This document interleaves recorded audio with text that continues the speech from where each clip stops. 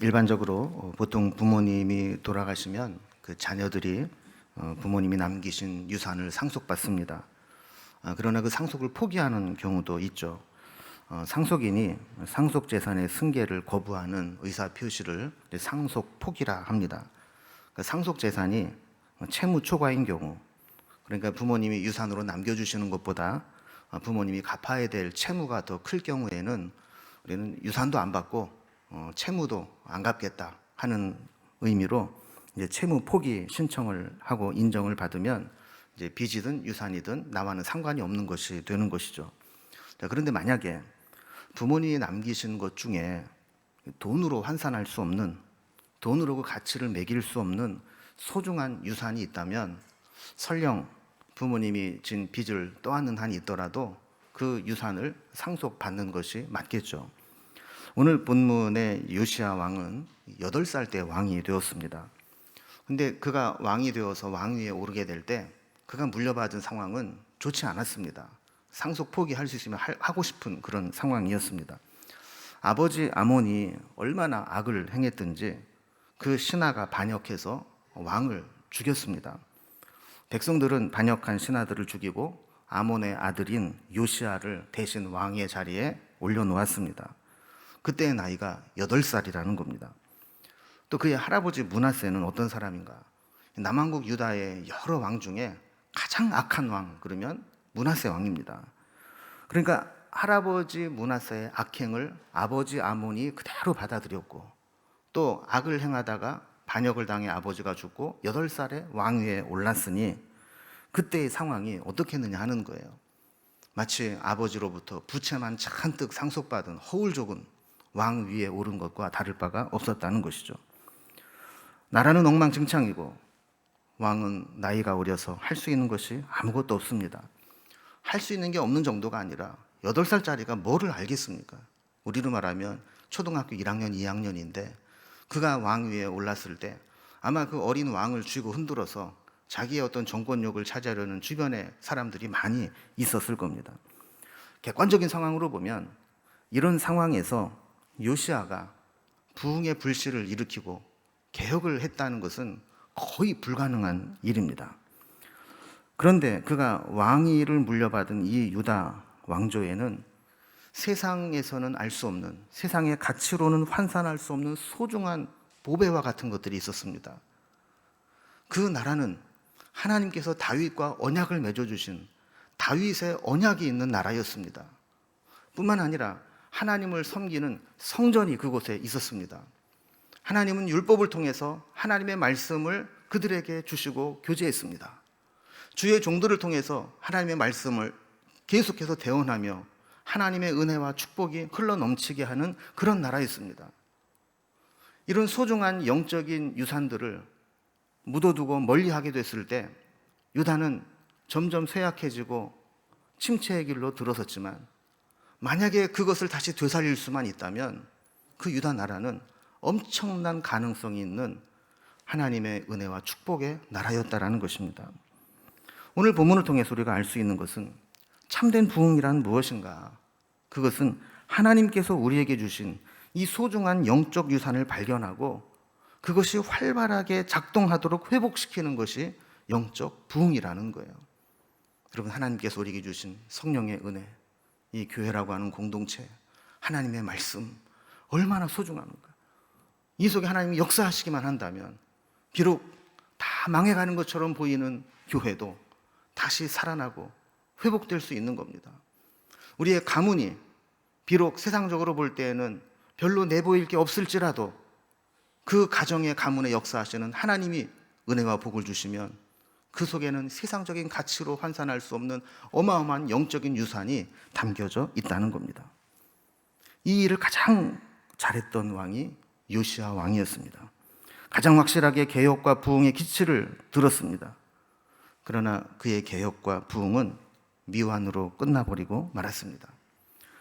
역사에 만약은 없다라는 말처럼 이미 지나가버린 과거 역사에 만약이라는 가정을 한다는 것이 의미는 없지만 그래도 만약에 요시야 왕이 개혁을 지속적으로 진행하여 성공하고 부흥의 불씨를 되살릴 수만 있었다면 유다의 역사는 달라질 수 있었다라고 하는 아쉬움을 갖게 합니다. 그러나 우리가 역사를 통해 배울 수 있는 것은 이미 지나가 버린 과거를 바꿀 수는 없지만 그 역사를 통해 우리는 미래를 선택할 수 있다는 거예요.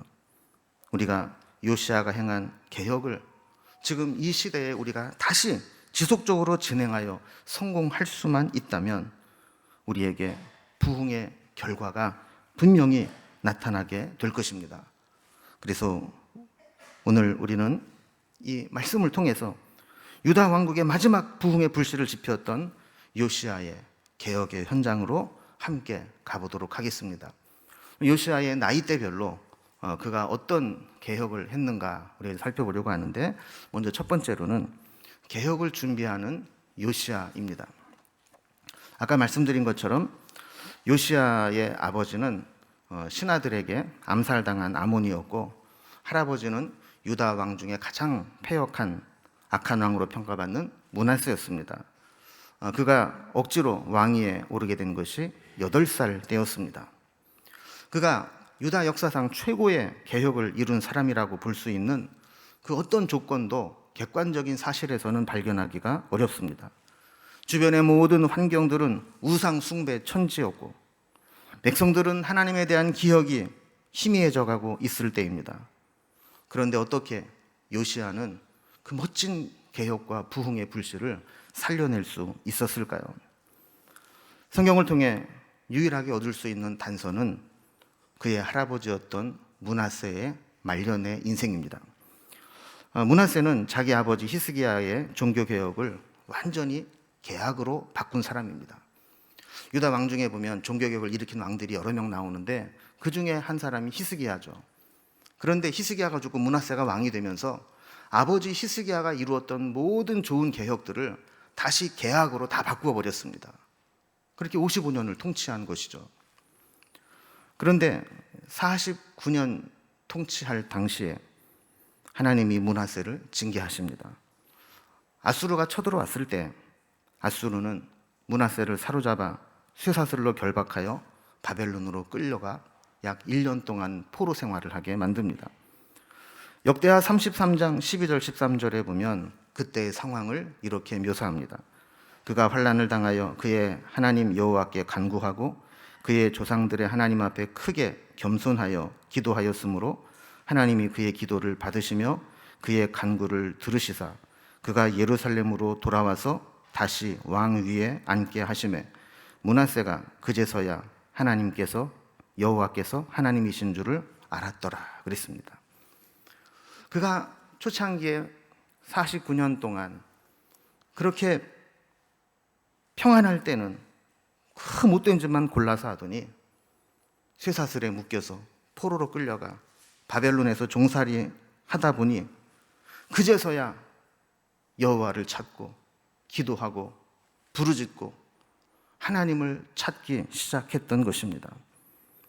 우리도 그렇지 않습니까? 평안할 때는 내 멋대로 살다가 뭔가 고난을 당하고 힘든 일을 당해야 그때 하나님을 찾고 하나님을 만나는 경우가 있는 거죠.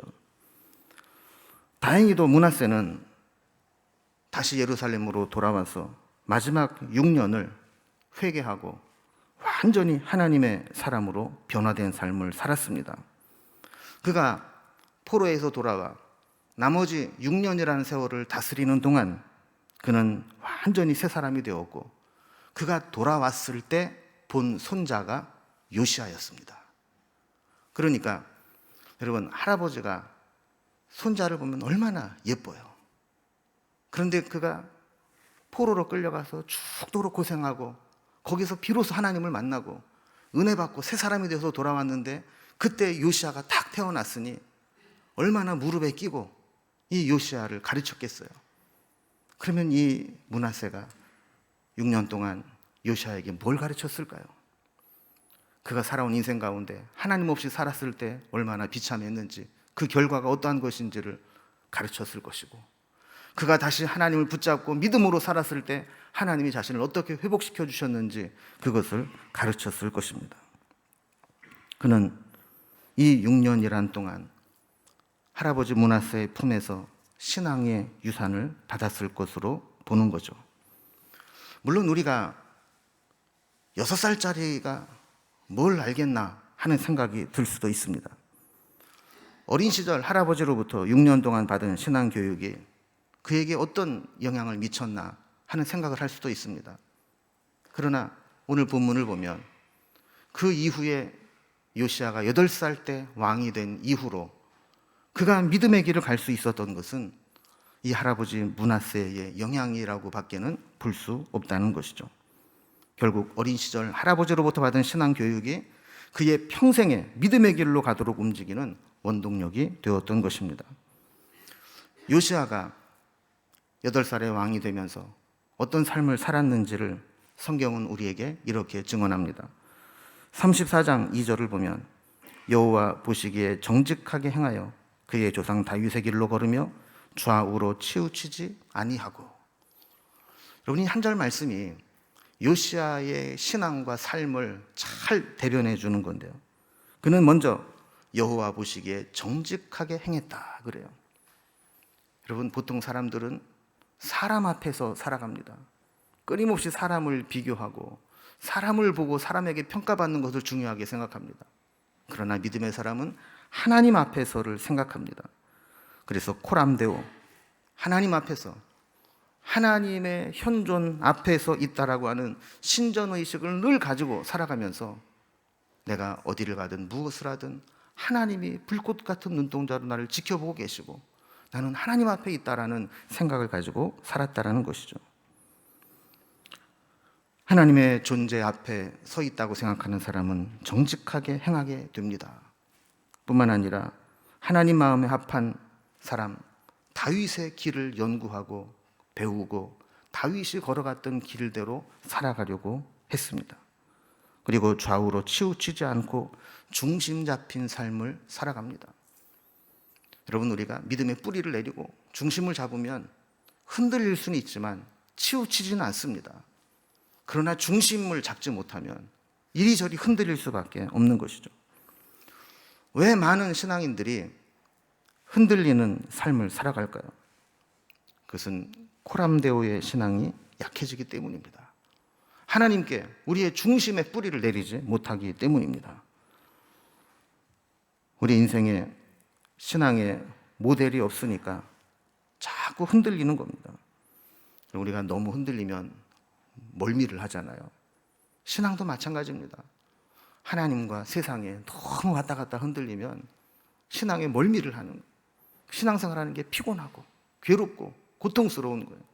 한쪽에 중심의 뿌리를 내려야 되는데 그게 안 되면 이렇게 힘든 겁니다. 그러나 요시야는 그 짧은 시간 가장 성령 충만했던 할아버지의 영향을 받고 믿음의 길을 걸어갈 수 있었던 겁니다. 오늘 말씀을 나누는 우리 할아버지 할머니들께 부탁드립니다. 여러분, 나는 이제 늙어서 할 것도 없고 뭐 내가 뭘 하겠어, 포기하지 마시기 바랍니다. 여러분의 인생에 가장 성령 충만한 모습, 하나님께 가장 멋지게 쓰임받는 모습, 가장 하나님을 붙잡고 찾고 간구하며 하나님의 은혜를 받는 모습, 그 모습을 여러분의 자녀에게, 여러분의 손자에게 보여주십시오. 그래서 여러분의 가문에, 여러분의 가정에 요시야와 같이 부흥의 불씨를 일으킬 수 있는 사람들이 나오게 되기를 주님의 이름으로 기원합니다. 두 번째로 요시야는 16살 때 요시야를 살펴봅니다. 34장 3절에 보면 아직도 어렸을 때 곧 왕위에 있은 지 8년에 그의 조상 다윗의 하나님을 비로소 찾고 그랬습니다. 자, 아직 어렸을 때 왕위에 있은 지 8년째, 8살 때 왕이 돼가지고 8년이 됐으니까 몇 살이에요? 16살이죠. 근데 16살에 비로소 다윗의 하나님을 찾았다 그래요. 이게 무슨 얘기냐면 지금까지는 할아버지로부터 배운 신앙이에요. 할아버지가 가르치면서 간접적으로 알고 있는 하나님이에요. 그러나 16살이 되었을 때 확실하게 자기 신앙을 갖게 되었다는 겁니다. 신앙의 자립을 이룬 겁니다. 여러분, 신앙의 부모의 사명과 책임은 어디까지입니까? 잘 먹여주고 재워주고 교육시켜주고 세상에서 돈 벌 수 있도록 해주면 부모의 책임을 다한 것입니까? 신앙인 부모의 사명과 책임은 자녀들이 자립신앙을 갖게 하는 데까지 이르는 것입니다. 여러분, 자립신앙은 뭘까요? 자녀들이 스스로 하나님을 찾고 개인적으로 하나님을 만나고 스스로 말씀을 듣고 그 말씀에 순종하여 살아갈 수 있고 자기 문제에 자기가 기도의 자리로 나갈 수 있는 그것이 자립신앙입니다. 부모가 간섭하고 잔소리하고 챙겨야 겨우 마지못해 하는 신앙이 아니라 하나님을 알고 하나님을 만나고 스스로 설 수 있는 신앙, 여기까지 이르러야 된다는 거예요. 저는 코로나가 끝날 때 하나님께서 우리 공동체에 이런 은혜를 주셨으면 좋겠다라는 비전을 주시고 기도하고 있는 게 있는데, 그 중에 하나가 뭐냐면 지금까지 믿음에서 멀어져서 신앙을 쉬고 있는 우리 교회의 자녀들이 코로나가 종식 선언을 맞고 다시 자유롭게 대면하여 예배를 드리고 함께 모일 수 있을 때 그때 다 나와서 함께 예배 드리는 역사가 나타나게 해달라고 기도하고 있는 것입니다. 여러분, 이거는 그냥 어느 날 저절로 되는 게 아닙니다. 지금부터 우리가 같이 기도의 씨를 뿌려야 됩니다. 지금부터 그 생명을 잉태하듯이 우리의 마음에 기도에 품고 기도하게 될 때 때가 되면 아이가 태어나듯 열매를 맺는 것입니다. 여러분, 비로소 하나님을 찾았던 요시야처럼 우리의 교회의 많은 자녀들이, 젊은이들이, 하나님을 멀리했던 자들이 비로소 하나님을 찾고 자립신앙을 갖게 되는 그때를 꿈꾸며 함께 기도하고 준비할 수 있기 바랍니다. 세 번째, 20살 요시야입니다. 34장 3절을 이어서 보면 제 12년에 유다와 예루살렘을 비로소 정결하게 하여 그 산당들과 아세라 목상들과 아루새긴 우상들과 부어 만든 우상들을 제거하여 버리매 그랬습니다. 자, 이제 왕위에 오른 지 12년이 되었다 그래요. 그 몇 살입니까? 20살이죠. 이때 요시야는 본격적으로 부흥을 준비하며 개혁에 박차를 가합니다. 유다와 예루살렘을 비로소 정결하게 했다 그럽니다. 영적인 청소부 역할을 한 것입니다. 온 나라에 퍼져 있는 우상들과 더러운 것들을 제거했습니다. 하나님이 싫어하시는 것, 우상을 섬기던 흔적들을 모두 없애버렸습니다. 헐어버릴 것은 헐어버리고 찍어버릴 것은 찍어버리고 가루로 만들 것들은 가루로 만들어 뿌리고 불살라버릴 것들은 불살라버리고 이렇게 이 땅에 있어서는 안 될 것들을 다 제거했다라는 거예요. 3절부터 7절까지 말씀들이 다 이런 내용입니다. 요시야는 전국을 돌면서 우상의 흔적들을 제거하고 다시 예루살렘으로 돌아왔습니다.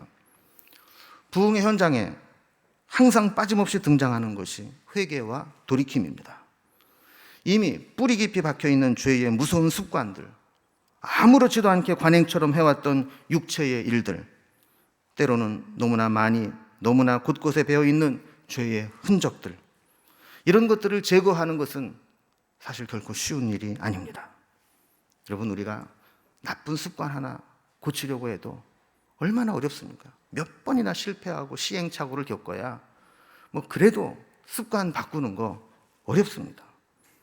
이미 내 삶의 일부분이 되어버린 죄의 습관들을 어떻게 쉽게 우리가 끊어버릴 수 있겠습니까? 엄청난 저항이 뒤따라옵니다.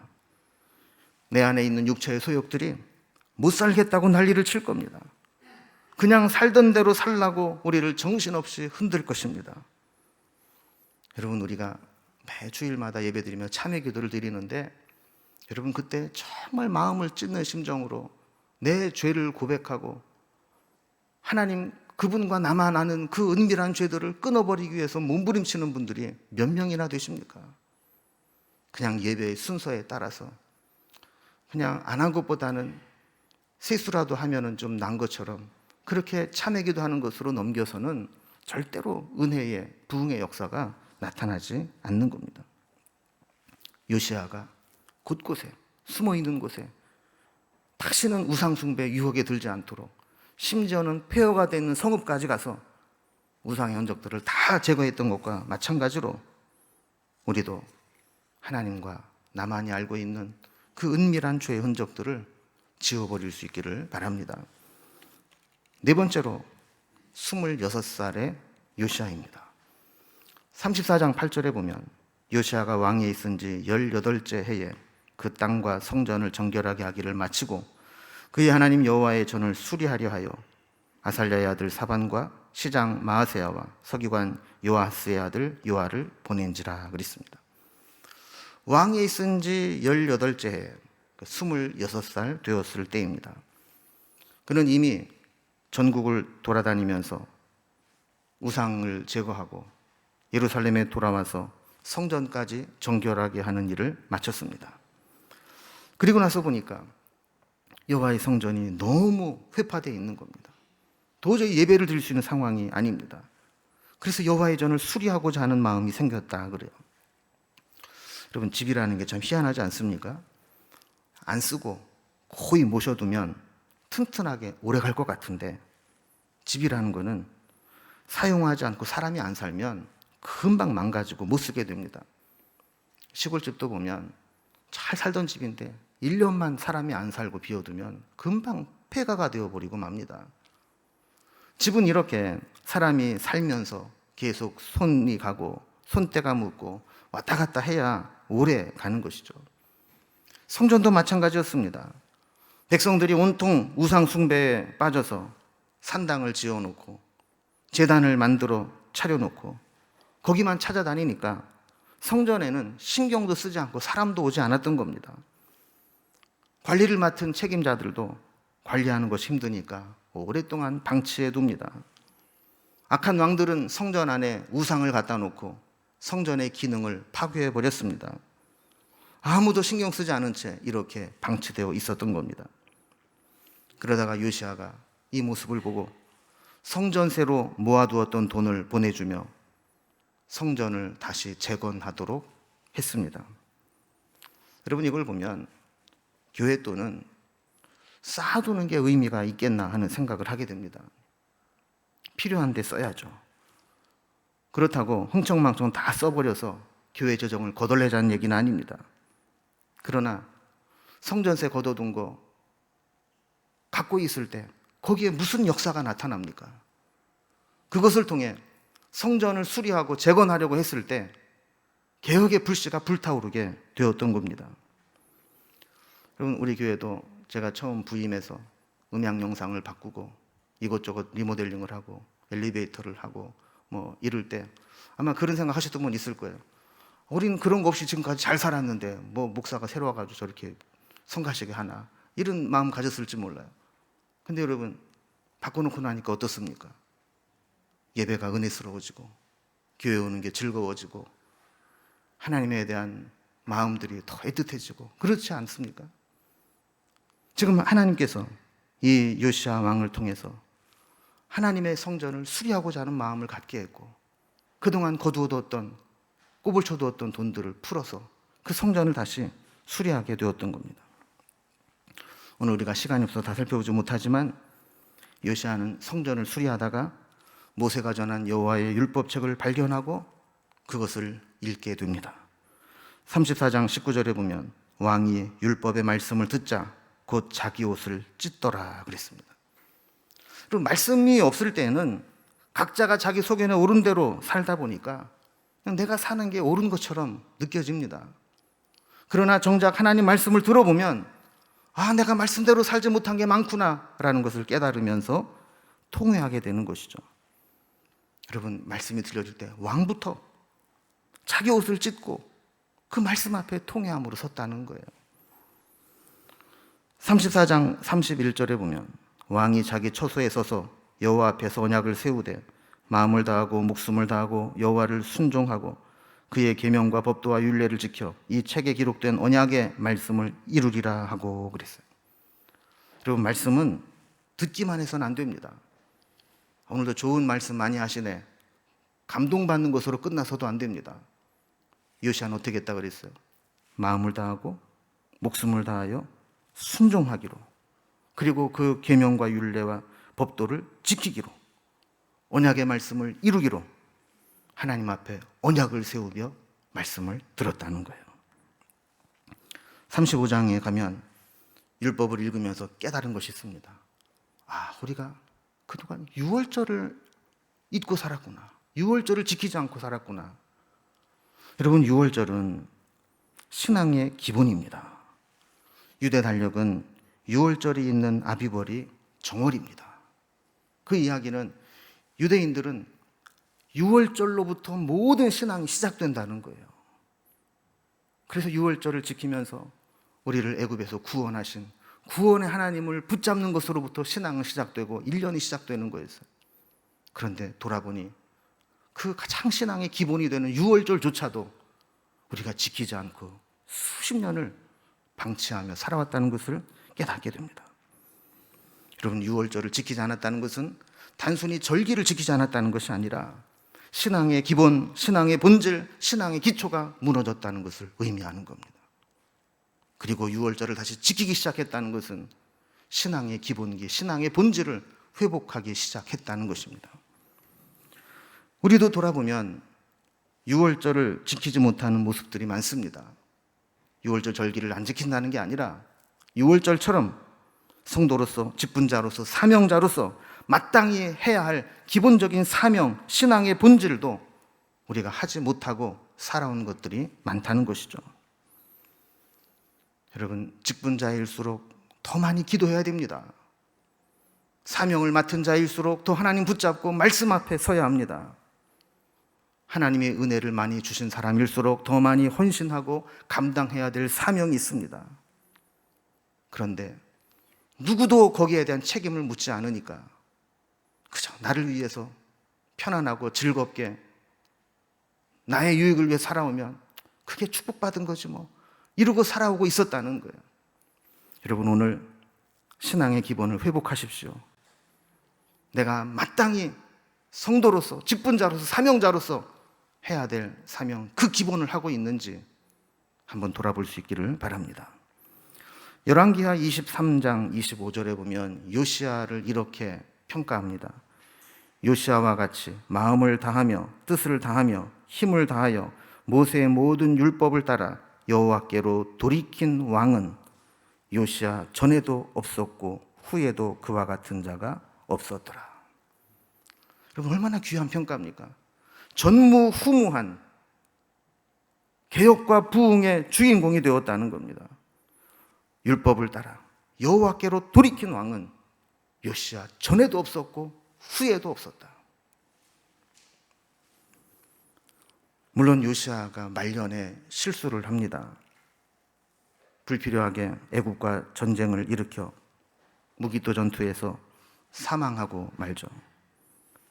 이 유다의 역사는 사실 이 요시야가 죽고 난 이후에 급격히 기울었고 걷잡을 수 없는 경랑의 세월을 보낸 후에 요시야의 3명의 아들과 1명의 손자가 번갈아 가면서 왕의 자리를 지키고 있다가 요시야, 여호아스, 여호야김, 여호야긴, 시드기야 이렇게 망하고 만 것입니다.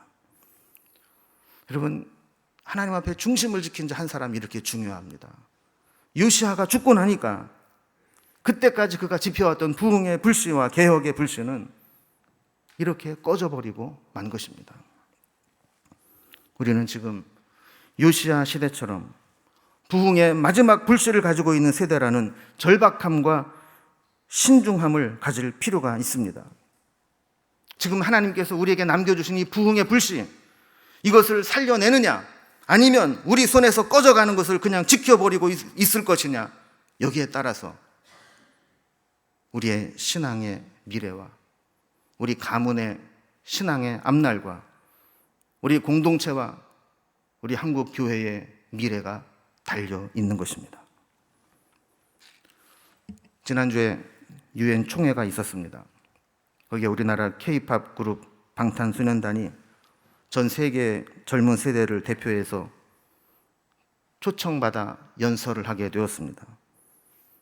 BTS 멤버 한 명 한 명씩 돌아가면서 계속 연설을 하는데 제가 은혜를 받았어요.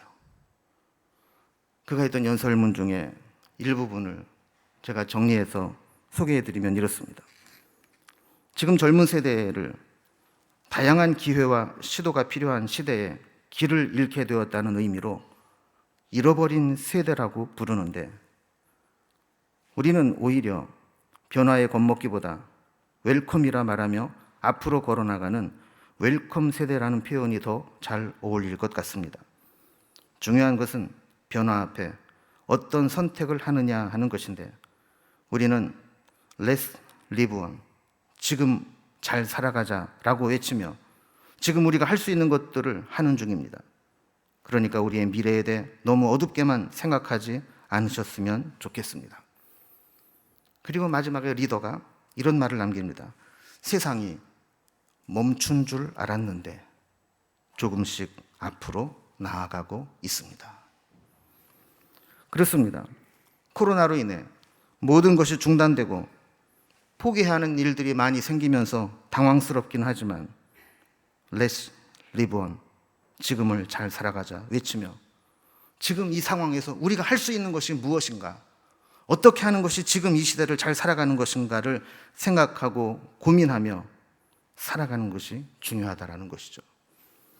세상은 코로나로 멈춘 것처럼 보이지만 이 변화를 웰컴하며 새로운 길을 발견할 수 있다면 우리는 코로나 속에서도 조금씩 성장하고 앞으로 나아가고 있음을 발견하게 될 것입니다. 그렇다면 지금 우리가 할 수 있는 것, 지금 우리가 해야 될 일은 무엇일까요? 하나님이 우리의 손에 맡겨준 이 부흥의 불씨, 이것을 살려내는 것입니다. 계속해서 하나님 말씀을 붙잡고 부흥의 불씨를 살려내기 위해서 하나님 앞에 몸부림치는 것입니다. 지금 이 힘든 시기가 누구에게는 길을 잃어버린 것처럼 방황하는 시기가 될 수 있지만, 누군가에게는 하나님께서 새로운 시대에 새로운 방법으로 새롭게 역사하시는 새로운 길을 발견하게 만드는 기회의 시간이 될 것입니다. 저는 우리 믿음의 공동체가 이 변화를 긍정적으로 기회로 삼을 수 있기를 바랍니다. 우리의 신앙이 살아나고 하나님께 더 가까이 가고 우리의 자녀들, 우리의 가문들에게 그들의 심겨졌던 그 부모의 기도, 할아버지, 할머니의 기도가 불씨처럼 살아나서 신앙의 명문 가문을 이루고 우리 교회에 수많은 젊은이들이 모여와 하나님을 찬양하고 예배하는 공동체가 되고 한국 교회의 부흥의 불씨가 되는 그런 공동체가 되리를 소망합니다. 여러분 함께 기도하시면서 우리에게 남겨주신 마지막 이 부흥의 불씨를 우리 손에서 꺼트리지 말고 다시 크게 불살라 오르게 만드는 그런 저와 여러분이 될 수 있기를 주님의 이름으로 기원합니다. 기도하겠습니다.